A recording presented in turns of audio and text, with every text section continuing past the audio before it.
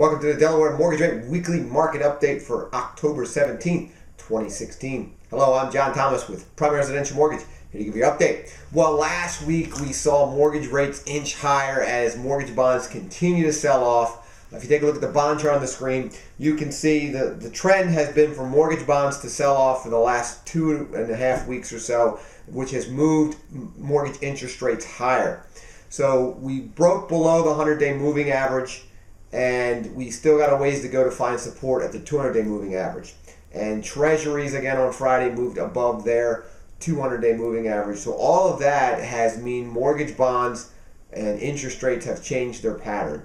For the next foreseeable future, it looks like the trend is for mortgage bonds to sell off, interest rates to move higher. Same things happen in treasuries. Interest rate on the treasuries are moving higher, which is also forcing bond traders to sell mortgage bonds to move their rates higher. So with all that in mind, all the technicals point to locking your Delaware mortgage interest rate to start the week. Take advantage. Rates are still low. Even though they've moved higher, they're off record lows, but there's still an awesome time to buy. So go ahead and lock your rate. Get out there. Find a property. If you're looking to refi, now's the time to do it before interest rates move up.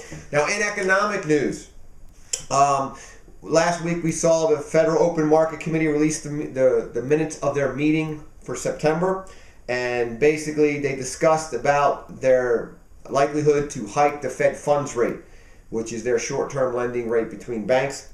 And it looks like from the meeting that they're probably going to raise the rates in December. So that kind of spooked the bond market and the stock market, and they kind of sold off when they released those minutes.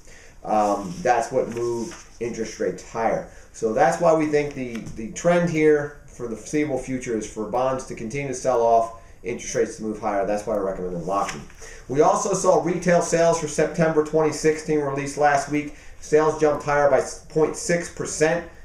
This shows consumers are spending as we head into the holiday season, but the good report on the surface is that this is a rebound from the disappointing August retail sales of negative 0.2. So the retail sales for September were led by increased sales in autos and gasoline. But if we look at the core retail sales, which strips out autos, gasoline, and building materials, we only saw a 0.1% increase, which is not good. And that's probably signaling we're going to have a low reading for the GDP for the third quarter of the year. 1% is not good. So we need to get that GDP up to have a sustainable economic recovery. And then we saw producer price index, which the PPI released last week. For September, it rose by 0.3%. Now that's a measure of inflation at the wholesale level. And we're only up, though, 0.7% for the year. So inflation at the wholesale level is remaining tame, but a 0.3 jump, if that's signaling a trend, that could be an issue because, again, inflation is the enemy of bonds, which would mean mortgage interest rates move higher. So we'll have to keep a lookout for that. Now, we did see weekly initial jobless claims come out on Thursday, and that still just keeps coming out very, very good. It was 246,000 claims. That's the best number since November 1973. And then last week's number of 249 was actually revised lower to 246 to match this week's. So the jobless claims has been 84 consecutive weeks below 300,000 claims. And then this last week was the sample week for the jobs report for October.